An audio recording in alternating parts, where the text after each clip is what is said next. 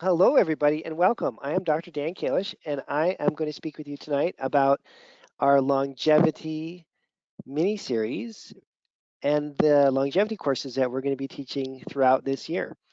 And we are looking at a lab-based approach to a functional medicine based longevity program, which is kind of a culmination of my entire career.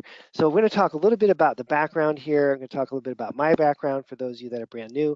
Then we're going to talk about the 4 pillars of longevity as we look at them here at the Kalish Institute. And then towards the end of the session, we'll have time for questions that you may have. And it's going to get a little technical towards the end.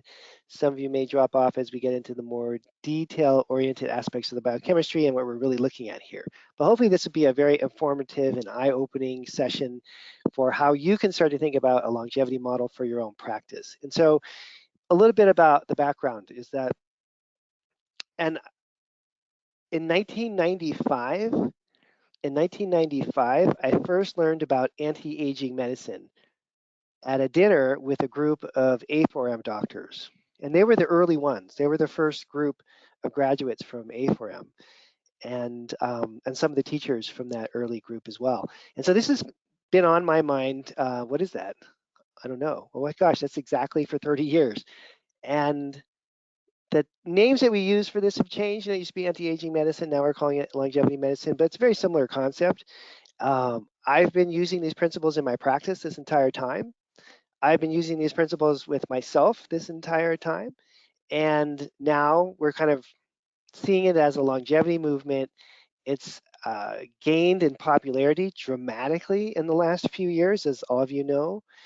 Um, it's led to a lot of confusion. I would say a lot of market confusion, a lot of practitioner confusion, because there's so many things that are popping up, and you don't know what's legit and what's crazy town, and if this Brian Johnson guy is a saint or a crazy person, and you know the resveratrol controversy or yes or no, and it just goes on and on and on about, and everybody in the world has written a book about this, and it's hard to understand for patients and for practitioners what are the ways that we should go and what are the things that we should just absolutely run away from. And as a sort of role in our profession, I've always had this role of working with really brilliant scientists, lab directors, clinicians, teachers, mentors to myself, and taking that information, curating it, and packaging it together into classes. And every time I talk to a doctor, I hear the same thing. I just heard that same comment this afternoon talking to one of our new doctors is I've done a lot of courses, I've learned a lot of things in the field of functional medicine and in medicine in general, but your classes taught me actually how to do this, kind of boots on the ground, practical application. And so we're applying that same basic principle that I've done at the Kalish Institute since 2006 to longevity medicine. So you can actually take the information that we're going to provide in this certification program I'm starting and create a practice around it and apply it to your patients in real time right away. Whether you want to bring in new patients as a longevity practitioner and offering wellness and longevity programs, or if you want to take your existing patient base, perhaps you have a chronic illness practice, as many of us do, and once those patients are feeling healthy and well, you want to then move them over to more of a wellness prevention / longevity anti-aging type program, whatever you want to call it. Okay. There is now, because of the demographics in the United States and really in many of the industrialized countries, just this huge surge in people, over the age of 65 in terms of the total population. And that group of people has a lot of, disposable wealth that they want to spend. And one of the things that is probably at the top of their list is, if you have a checklist, like on the little diagram here, not dying too early in my life and not having a really crappy final 10 years of my life. That's not what people want anymore. People are buying into, quite literally, with their money and with their time, the idea of having a healthy older age. And so this is what this is all about. So let's take a look. I'll tell you a little bit about my uh, goals for the class. I want to cover off on the 4 pillars: cardiovascular metabolic health, number one, the microbiome and the brain, or the gut-brain axis, some people call it. Number two, toxins and detoxification. You don't want to be full of a bunch of poisons walking around. It's not going to last too long, right? Your body won't last too long. And then, of course, hormone and immune balance. Okay, so this is the 4 different areas that we're going to be looking at.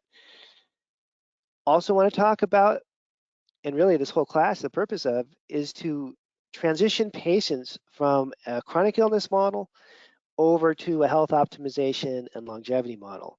Again, whether you want to attract new patients for health optimization that are already healthy, you want to stay that way, or whether you want to take your existing chronic illness patients that you've worked with using your usual functional medicine techniques and now apply a healthier lens to the workup, right? Something that you can do that'll keep them healthy now that you've got them healthy. We'll talk a little bit about genomics to proteomics to metabolomics, because that's the structure for how the lab work works. In other words, we're looking at the genetic variables as well as environment. We're thinking especially how the genetics are affecting our proteins, how we synthesize and produce proteins, and how those proteins in turn control our metabolomics. And if you have a patient that has really great lifestyle factors, but not so great on the genes, they're going to have problems that you could point out to them that they could avoid quite easily if they know what they are, right, ahead of time. And as always, this is really a systems-based way of analyzing people, a body systems based, or you could say organ systems based way of analyzing people. So it's not symptom based. We're not looking at individual symptoms of fatigue or depression or low energy, whatever it may be. We're looking at the body systems as a whole through lab testing and seeing where the defects are that we can correct. Once you've got all these body systems online, the gut is working perfectly and the microbiome is in balance. And we see this, by the way, in classes I teach. There are people that have a perfect microbiome, and that's a wonderful thing. In fact, I have two patients, Gary and Elsa, who are elderly. They're both in their late 80s. They've been patients of mine longer than I can remember. And every year, Elsa orders lab testing for her and Gary. And every year we talk about keeping them healthy and keeping them alive. They're part of what I call my over 80 club. And I've had this club, I don't know, I think I started the over 80 club maybe around the late 1990s. This was patients of mine that are over the age of 80. And the rules to get into the club are no medications, super vital and healthy, hopefully still having a really active sex life, able to travel, able to work out, able to be, participating in life.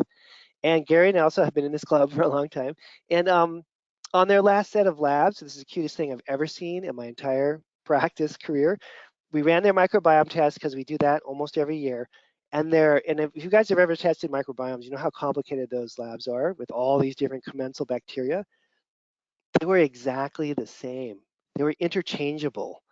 Their good gut bacteria were very well balanced, but each one of the markers on each one of the parameters was identical. It almost made me cry. And they live in Italy. They have this wonderful plant-based diet, and they're just living their lives with their beautiful microbiomes in sync with each other. And that's what we want for our patients, right? That's exactly what we want. We want health and vitality at the deepest level possible, and community and connection and good relationships and all that. Okay, so again, for those of you that are brand new, I have no idea who I am and why I'm even talking about this. So I am Dan Kalish. I created the Kalish Institute back in 2006. We've trained thousands and thousands of doctors now, over 10,000, in how to set up successful practices. And I've worked with the Mayo Clinic. I've worked in my own practices. I've set up 3 different pretty large integrative health clinics. I've been IFM certified for a long time and have been in practice for a long time and really been thinking about this subject for quite a while. There's probably, if you look at the coursework that we're proposing today, probably goes back maybe 12 to 15 years of my personal research and studies to put all that together into a package so you guys can apply it in your practices. So what we're facing here in our current situation is that the last 12 to 14 years of life for the average person are in poor health. And that just doesn't seem like a great way to end things to me. And that's not a short period of time. These statistics are almost difficult to believe. I had heard someone lecture about this a while ago, and I had to look it up to believe it. 66% of Americans take at least one medication. 25% take 4. And among the older adults that we're talking about that are thinking about longevity, 65 plus, half of them are taking 5 or more medications. So clearly, whatever we're doing in our current system isn't working that well. And people who are in the baby boomer generation are seeing this, and they want a way out. They want a way to figure out how to avoid heart disease, arthritis, cognitive decline scares the heck out of everyone, diabetes and metabolic syndrome, obesity, osteoporosis, all these things are on people's minds, and we need to, as healthcare practitioners, provide concrete solutions for how to deal with that. And so one of the ways I think that's the easiest to organize all this, and this is not only for doctor training purposes, but as importantly for patient education purposes. So when a patient comes in and sits down in your office and they're like, yeah, my friend Carl was here and says you're really great at this longevity stuff. I don't know anything about it, but tell me, what do you do, doc? You want to have a system. You don't really want to just start talking about sirtuins and AMPK and this and that. And you have to have a system that's relatable. And people need to be able to understand it so they can get enrolled behind what you're doing and start, unless they're like some crazy biohacker person that loves the details, but there's not that many of those kind of people. Most people need a grounded approach that's clear in plain English. And so body systems works extremely well. Systems medicine is becoming more popular. You could call it personalized medicine, systems medicine, functional medicine, lifestyle medicine. There's a lot of different terms that are overlap quite a bit. But what we're looking at is assessing cardiometabolic health, oxidative stress, lipid damage, mitochondrial damage. That's clearly the number one killer. And that's what we should all be the most concerned about, right? So we need to be able to assess that and prevent that from happening at its earliest stages. Gut-brain axis, everyone's worried about their memory declining. Everybody knows somebody who has dementia, and it's one of the more frightening conditions, neurodegenerative conditions in general. And there's a gut-brain axis. We want to keep the microbiome healthy, and you'll find, as I have, I'm sure, that when the microbiome is in great shape, the body's in great shape in general. So we have gut-brain axis as another system. Hormone balance, that kind of goes without saying. Everybody wants their hormones balanced. And then detoxification function as well, right? Because environmental toxins are clearly responsible for a lot of damage that's happening throughout our patients' bodies. What people are actually looking for in general when you search around and talk to folks is extending health span. So this idea of lifespan, like how long are you going to live? But if the last 12 to 14 years are not that great, then that's not a great health span, right? So people want to be healthy up until the end. They want to prevent diseases. They want their brain working clearly. They want to be vital. They want to be like the members of my over 80 club. And so we have aligned the 4 pillars of longevity with 4 modules that I'm going to be teaching as part of the 1-year certification program. Okay, so we're basically going to have a module or a section of the year-long longevity course that covers off on each one of these pillars, starting with cardiometabolic health, and then going out to the microbiome and brain, toxins and detoxification, and hormones and immune function. Okay, those are the larger categories that we're going to be covering. And if you don't end up taking the year-long certification, which would be sad, but understandable, then these are the kinds of things that you should be able to handle if you want to start your patients off on a really healthy track. And one of the central tenets of what I'm doing here is what Dr. Richard Lord taught me, who's one of my most influential teachers for the last 15 years, was that cellular health is body systems health. Cellular health is at the absolute root of longevity. If your cells aren't healthy, they're not going to last very long, and neither are you. And so we want to take it down to the cellular level, and we want to say, do the cells in the body, in the brain, in the heart, the detox pathways, all the different aspects of our body functions, do these individual cells have what they need to function properly? And how can we assess for that? And then how can we correct that? And once you get all of these factors controlled, and their cardiometabolic function and mitochondria are humming along. Their microbiome is perfect, like Gary and Elsa have. Their brain is working as well as it ever did.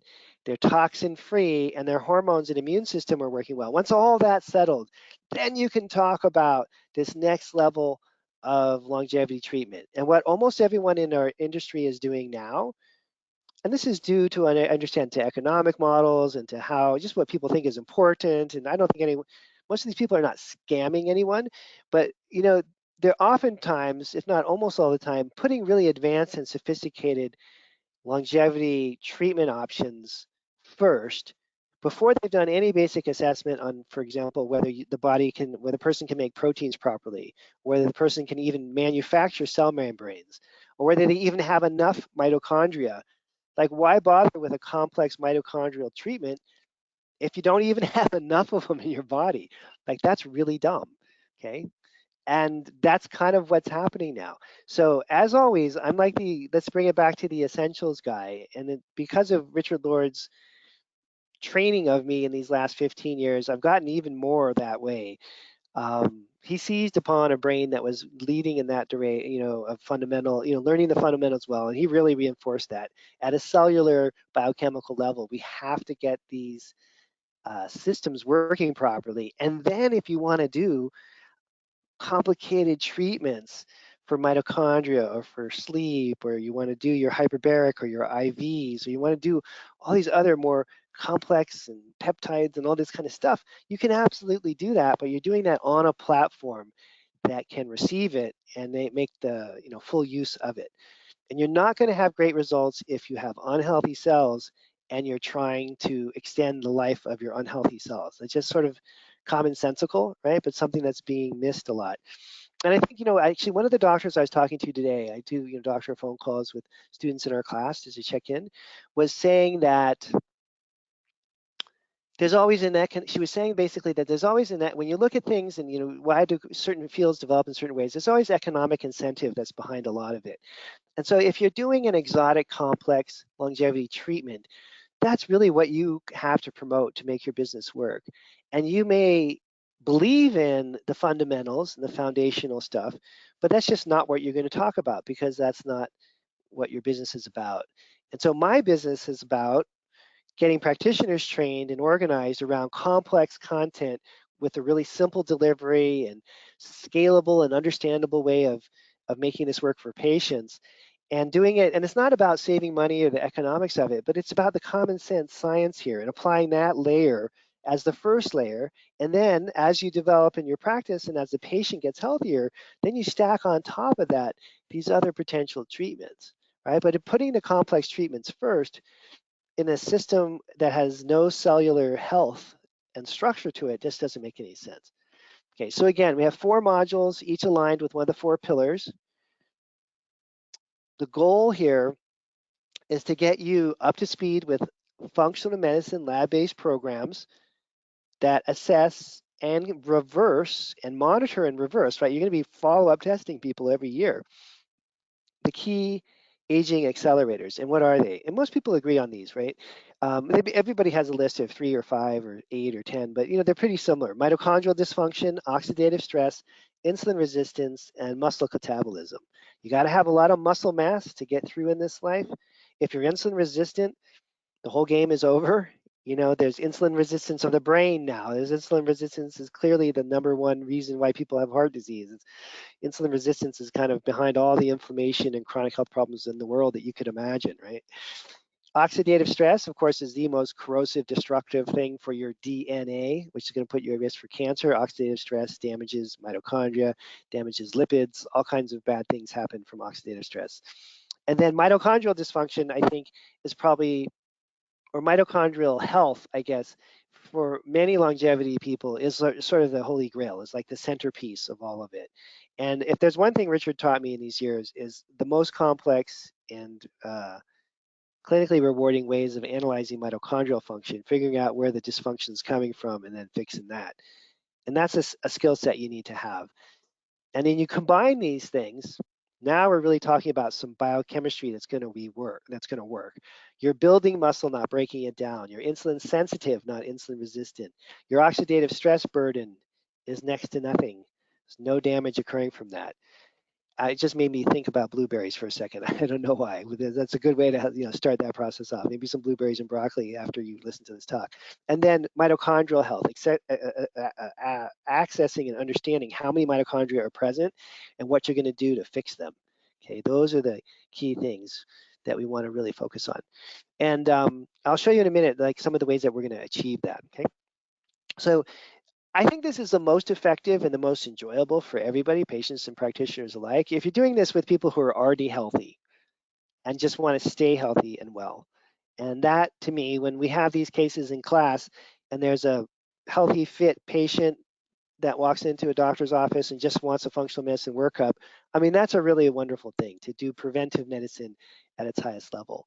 You can use these labs as an annual check-in so that you can see for even the healthiest person, there's ups and downs that happens, right? People go through a divorce, people have a parent die, maybe they break a bone or some illness happens, you know, and we're there on a yearly basis doing these annual workups as part of a longevity program to recalibrate and reset and get that life force back in them, you know, to just keep that going. And in order to achieve that, you have to have that life force at an even higher level. Not to get all Jedi on you, but my family's watching Star Wars now, like all 9 of them. Okay, so we're pretty into the Force. And the doctor, the Jedi teacher, needs to have more energy than the student, right? So part of this longevity work that we do has to be you personally doing it yourself. And in fact, I think that's one of the most important key components, especially with anti-aging longevity, is that you have to be this beacon of health that your patients are looking to for guidance. And so that's a great job description, you know. I love it personally that I'm able to exercise and meditate and learn about healthy food, and I have to do these things every day so I can show up for work and get my job done. I mean, that's a blessing, a total blessing. So here's what we have on offer for the classes coming up. There's a year-long certification.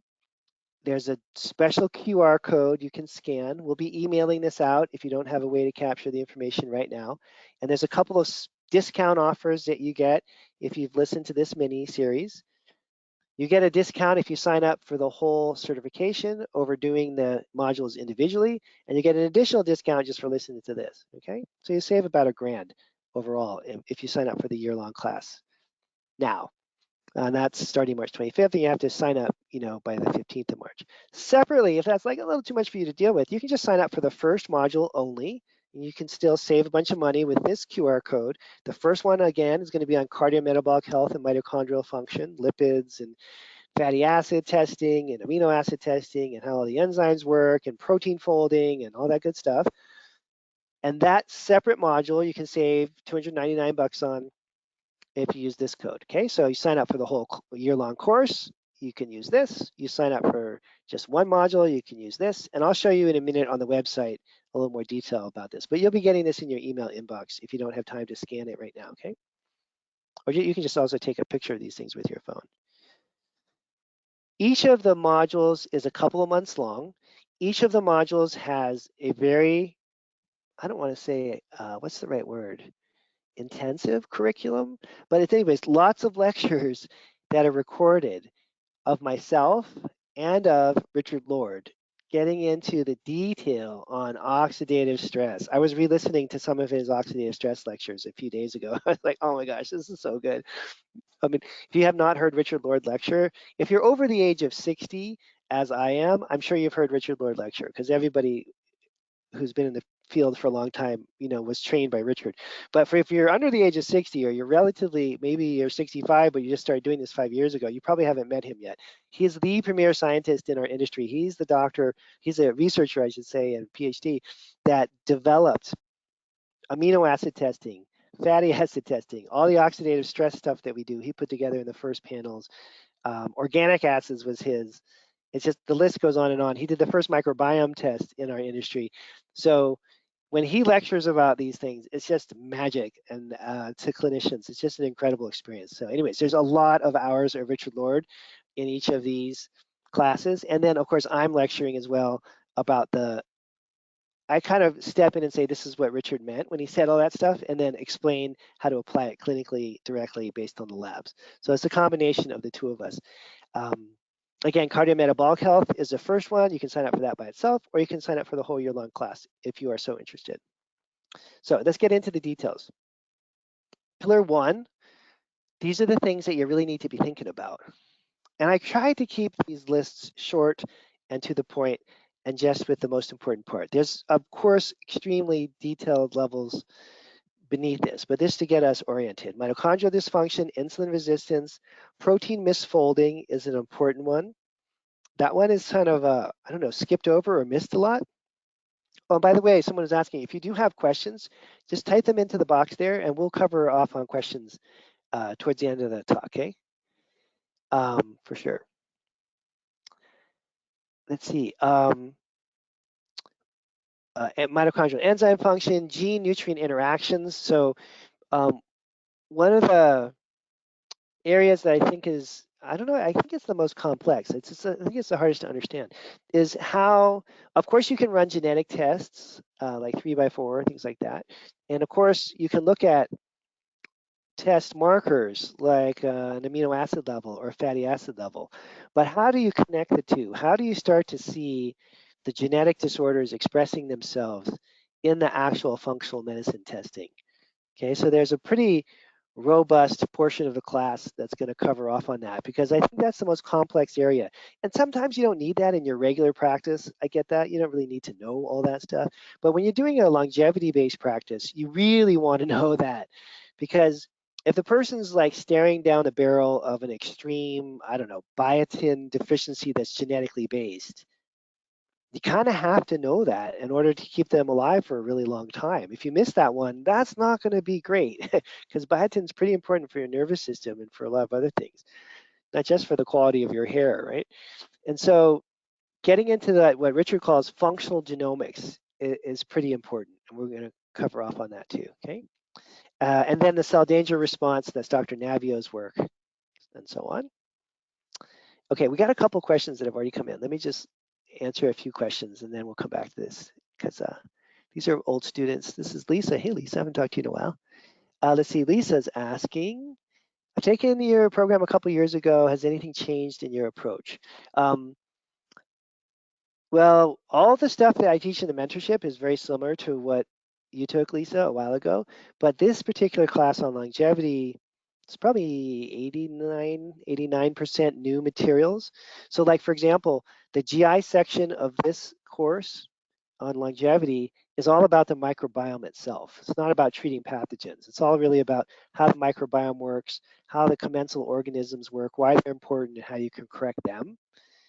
The toxin portion of this class is all brand new. I've never taught that before. The cardiometabolic part is not in the mentorship either. That's really based on looking at fatty acid levels and enzyme function. There's a little bit overlap with mitochondria. Most of that is pretty different. So, and I was trying to describe again to an old student earlier today, like this is kind of an advanced class, the longevity class, because it's something that you do after you've gotten all the basic stuff fixed, but it also can be a beginning class for a healthy patient. You could start here and just do this. But this is not a chronic illness analysis course, which is mostly what I teach. You know, this is really about looking at the cell. How does it work? How is it not working in a healthy person? And how are we going to keep it working like forever, for their whole life? So for that, you have to get the genetic component down. You have to look at protein folding and see if there's misfolded proteins or not and fix them. It's a different standard, you know, in terms of what we're really trying to correct, and different philosophy. Although some of the lab testing can be similar, but we're really taking it to a different level in terms of the goals here. Okay.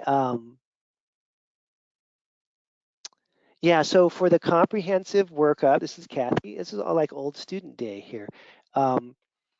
Lisa, Kathy, and there's a bunch of you. Okay, so for the workup, yes, 3x4 genetics, some kind of organic acids, fatty acids, amino acids. Really important to get the lipids because we're talking a lot about lipids here and a lot about amino acids. So important to get plasma amino acids.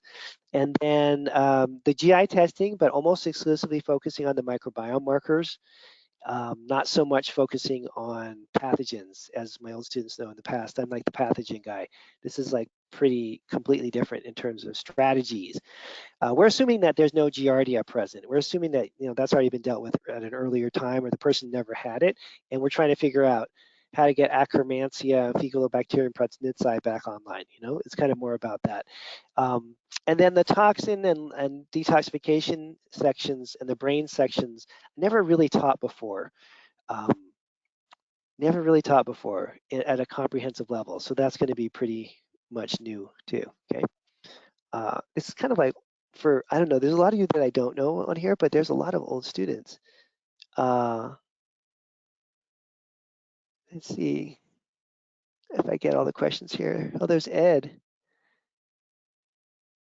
Yeah, we're not going to talk about IV therapy and peptides. Ed's an old student too. We're not going to cover off on that. That I think of as the next level that you would do once you've got all the cells working properly.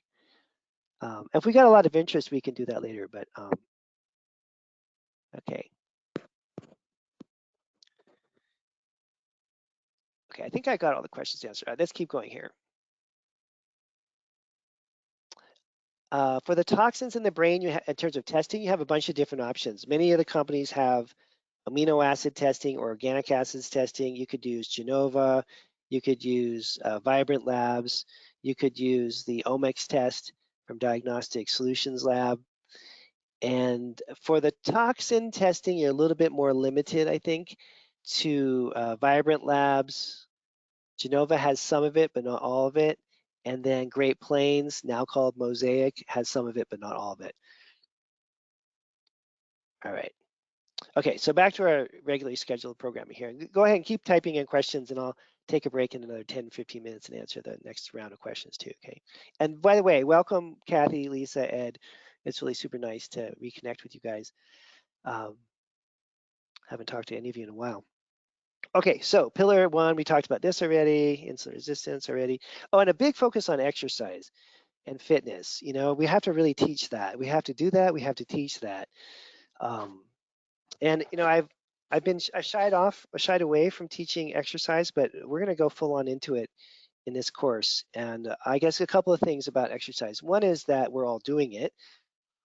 You're doing it, I'm doing it, we have to be doing it ourselves, And then secondly, that we can know enough about exercise and prescribing exercise to look at labs and make recommendations based on what kind of fitness levels we want to achieve.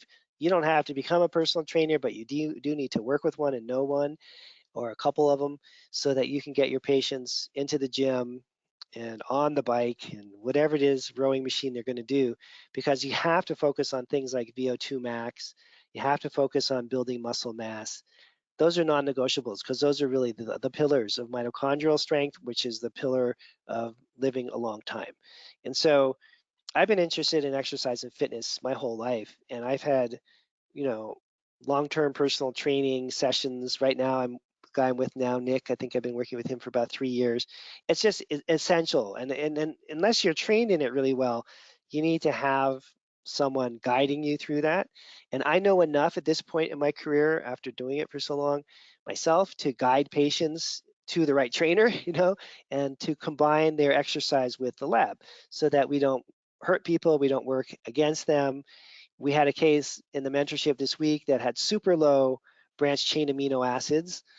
And clearly, that person is not going to do great in the gym building muscle unless we do the nutritional support too. So pairing these things together, pairing the nutritional support with the exercise so you can get the best results for people. And that makes a huge difference, just a huge difference. But I think, I've gotten away with some patients over the years not doing exercise programs. A lot of them won't do it. But for this, what we're talking about with longevity, that has to be part of it. That has to be really the centerpiece of it is fitness.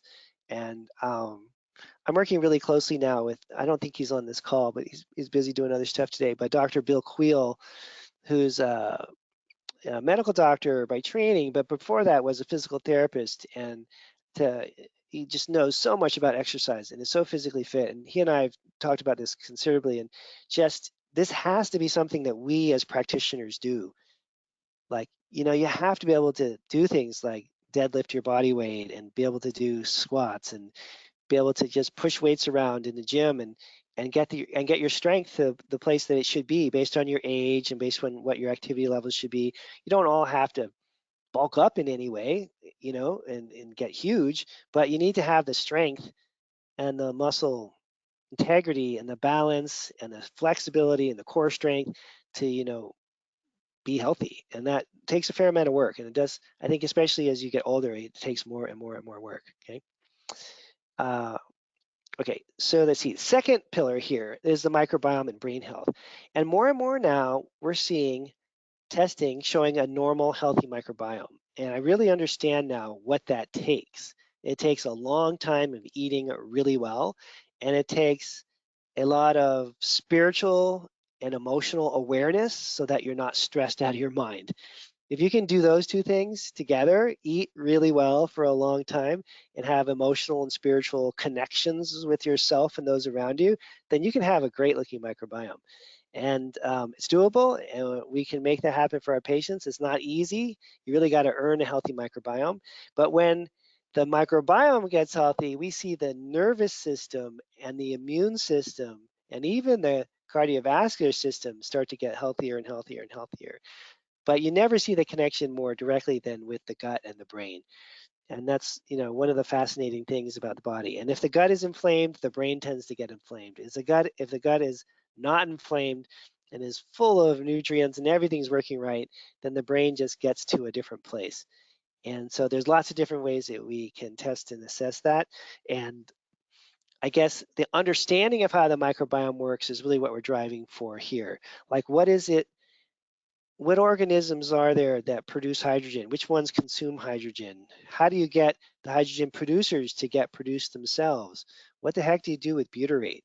What are the percentages of those short chain fatty acids versus the total mean? That just came up today. The doctor said, well, all the percentages are normal, but the total short chain fatty acid number is low. What does that mean? That's a problem, right? That's a huge problem there. And understanding then if they do have low short chain fatty acids, what does that do to the body? And then how do you change that with food? And of course, short-term use of supplements, but really we're talking about food. And how do the bacteria that produce fats, the short chain fatty acids like butyrate and propionate, how do those bacteria relate to and stimulate the hydrogen consuming and hydrogen producing bacteria? There's this whole different groupings of organisms in the gut that we want to assess and understand that they have a functional role, right? There's organisms that make butyrate. There's a whole group of organisms that make B vitamins in your gut. Everybody knows that. But guess what? There's another group of organisms that rely on the B vitamins for their lives from the B vitamin producing guys up the street. So if you don't have the B vitamin producing bacteria, the ones that that don't make B vitamins, the gut bacteria that don't make B vitamins, die off because they don't have enough B vitamins from the other gut bacteria. So it's not like the gut bacteria are necessarily making B vitamins for you. A little bit of that trickles into your body, maybe 10% or 15% of the B vitamins they make get into your tissues. The rest of them are consumed by the other gut bacteria. So there's this whole kind of groupings, guilds, Richard Lord calls them guilds, groupings of organisms that are literally feeding off one another. And you need to understand how they work and how they're going to be supported in a way that leads to bacterial balance and ultimately leads to you having enough things like B vitamins and amino acids and all that good stuff. It's pretty complex and pretty interesting. So I have a whole section on that. All right, and here we go, neuroinflammation, gut brain, we talked about that already. Toxins and detoxification. So this is the most depressing aspect of the work, I think, as how many environmental toxins there are and what they're doing to our bodies, but we gotta deal with this. And if you wanna live a long time, it's not gonna go real well if you're full of heavy metals or mold or comes some kind of industrial chemical. It's, just incredibly damaging to our tissues at every level that one could imagine. And so we have to figure out what's in the tissues and how to get all this junk out. That's pretty fundamental. We talk about this, as old students in this class know, in the mentorship, but we really want to take it to another level in terms of understanding and being a little more aggressive about, getting people so they're toxin free, basically, is what our goal is. And so that's going to talk about heavy metals, mold, how that relates to longevity, all the liver detox pathways, and getting really specific about getting all this stuff out with more aggressive programs, okay? And then hormone optimization and genomics, and immune system should be in here somewhere too. So we're going to look at all the optimal hormone levels, how do you want to achieve that, and how is that going to correlate with the immune system and regulating the immune system, and how are we going to work with the genetics, okay? So now, transitioning patients. So this is something of great interest because I think for a lot of us, we have a chronic illness practice and then patients get better and then they go away. We really don't want that to happen. So we want to have patients get better. And then as you're starting off with every new patient, if they're in the chronically ill category, you start talking to them from the very first visit about your clinical model, which includes a longevity-based model, which includes once they're healthy, keeping them healthy. And if you do that at the first consult and you repeat it 6 or 7 times throughout their treatment, whether it's through emails or texting or you reminding them or your staff and you presenting information to them about the ultimate goal here, which is moving them into the longevity group or the longevity program, then people will remember it. And when the time comes and their chronic illness problems are fading out, they'll enroll in your next program, right? Which is how you're going to keep them well with an annual visit, some annual lab testing, maybe some interim follow-up between annual visits to just keep them on track. And then clearly this does the best if it's in a membership model or some kind of a program model so that people stick with it and don't just drop out after a few months. And then you also want to make sure that every level of health that you get a patient to, they can see that there's another level of health that they can achieve. And whether that's through more vigorous exercise programs than they were doing, or maybe there's now getting deep into a meditation practice that they never had the time to do before, even if it's just them improving their sleep, that each year you have clear goals and you're driving them to get healthier and healthier and healthier with whatever new information you're pulling into your practice. That's part of this wellness or longevity program. And then of course, if you work with people year after year after year, as I have done for a while, you realize that everybody almost every year has something that throws them off at least a little bit. It's very rare that people have a stress-free year. And that as that occurs and you're doing your annual or maybe twice yearly visits, you get a sense of what's going on and help them course correct before it starts to create more of a chronic illness problem for them again, okay? So we want to test all the body systems. You want to correct what you find. You want to push forward with the next level on lifestyle. And then when the basics are covered, then we are talking about more complex treatments, you know. We talked about this a little bit, the genomics issue. And let's see, we'll do another couple questions in a minute. Let me just go through these last slides here. Mitochondrial function, DNA repair, neuroinflammation, talked about that.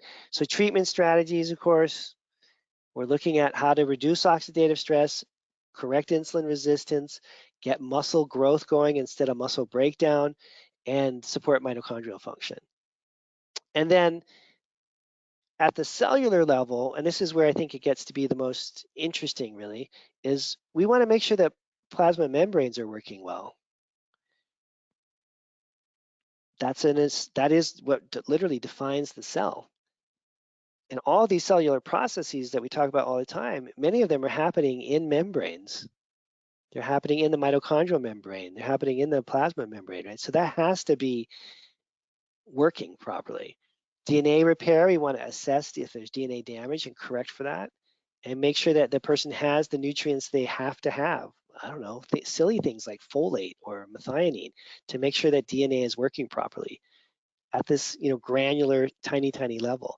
Protein biosynthesis, all the things that you need so that you can produce proteins, which run all these enzymes, right? All these enzymes are proteins.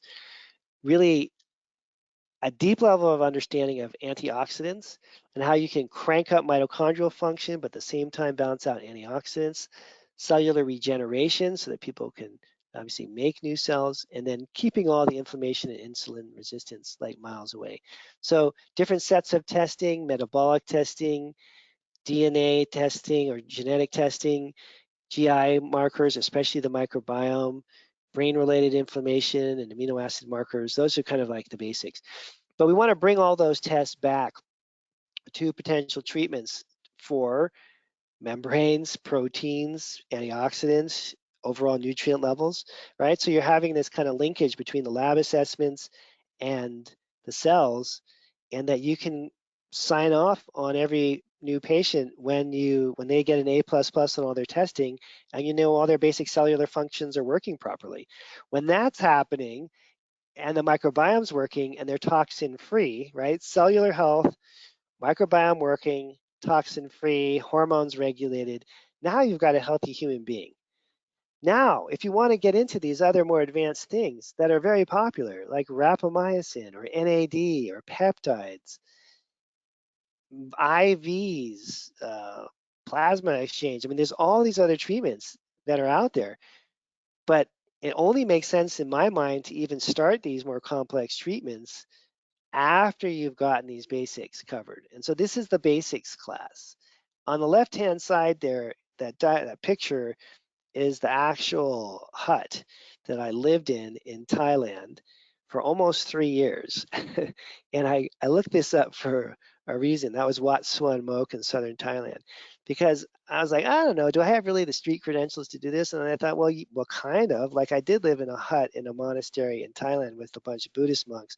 And we really did fasting for real because you could only eat, well, one of the monasteries I lived in, you could only eat 1 meal a day. And in both of the monasteries I lived in, you were not allowed to take a bite of food after 12 noon. So one of them you got breakfast and then a snack. The other one you only could eat once a day.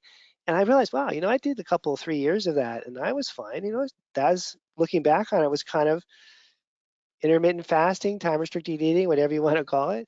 In the last maybe 15 years or so, I've been doing these Taoist meditation practices with a lot of heat and cold and other kinds of fasting that the Taoist likes to do, and meditation and breathing exercises. And so there's a whole nother level here on of practices that you can apply, but it doesn't make a lot of sense to do it unless you're super healthy to begin with. Okay. So it's a process, very much so. There's a cold plunge and sauna. Those aren't the ones that I use, but they're very similar to my setup. Most people need to work on the basics for a year or two. I'd say it's sort of typical. Getting the microbiome balanced out, that's probably like a year-long project. Getting all the toxins out, that's a year or two project. Getting the cells working, looking at the genetics and understanding what aspect of their genetic expression you need to treat and what aspects you can leave alone. That's going to take a couple of rounds of testing. And again, most people want to do the complex and intriguing stuff first. What's that? That's this stuff. Where'd it go? Sorry. That's the NAD and the rapamycin and the metformin. Everybody wants to start with that. But, it just doesn't make that much sense. These are ancient practices for the most part.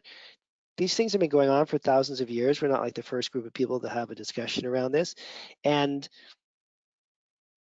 I think it's just timely and something that we should have as a new tool in our toolbox because of the way that patient demands are pushing in this direction. For those of you that joined us a little late, we have 2 offers to save you a bunch of money. We have our longevity certification program, the whole year-long program. You'll get an email about this, but you can scan that QR code and you get a couple of discounts associated with that program. If you don't want to do the whole program now, you can just sign up for one of the modules and see if you like it or not, and sign up for the others as you go. And for that, you can also use this discount code and save $300. Okay. And now let me go back and answer any questions that have come up and type them in here. Let's see.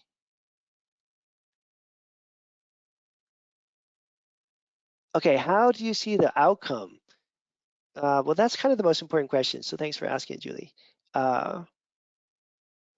Well, if you're a medical doctor, nurse practitioner, chiropractor, acupuncturist, naturopath, nutritionist, or health coach, I don't think it really matters in terms of potential outcomes because this isn't like a doctoring thing.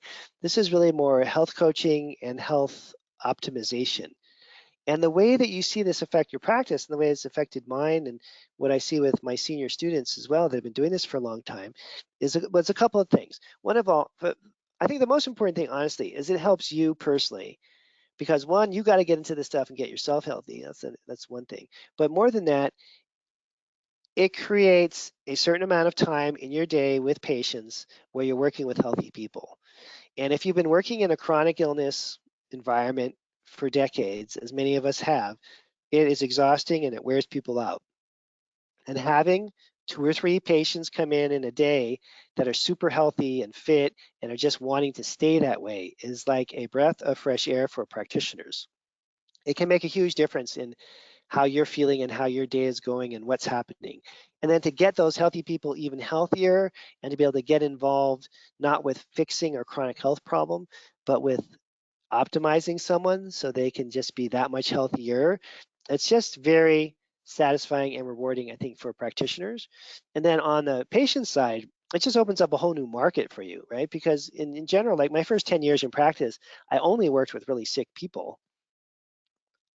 I can't remember like even one super healthy person that came into my clinic in my first 10 years of practice. It's just they didn't belong there. Not that I would have kicked them out, but I wouldn't have known what to do. If someone really healthy came in and sat down, I'd be like, well, why are you here? And this, are you sex drive low? Are you tired all the time? Are you depressed? Are you overweight? Do your toenails hurt? Like what's going on? And if they had no complaints and no problems and just wanted to optimize their health, I probably wouldn't have known how to really respond to that. So I think now patients have changed, and there are a lot of people that are healthy that want to stay that way. And this provides a framework for you to be able to work with those people in a way that you can test and analyze what's going on, retest them on an annual basis to show progress and change, and keep them on a program to keep them healthy at this cellular level, body systems level. So I think it really opens up, Julie, to answer your question, the ability to have a whole extension of your practice or a new area of your practice to address the group of people that are coming in that want this kind of work. Okay. Um, let's see. I'm just scanning for questions here in case I missed any. We're almost out of time, but we have another minute or two. Let me see.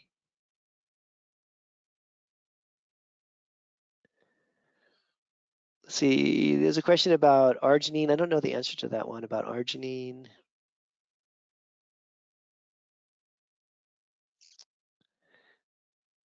Let's see.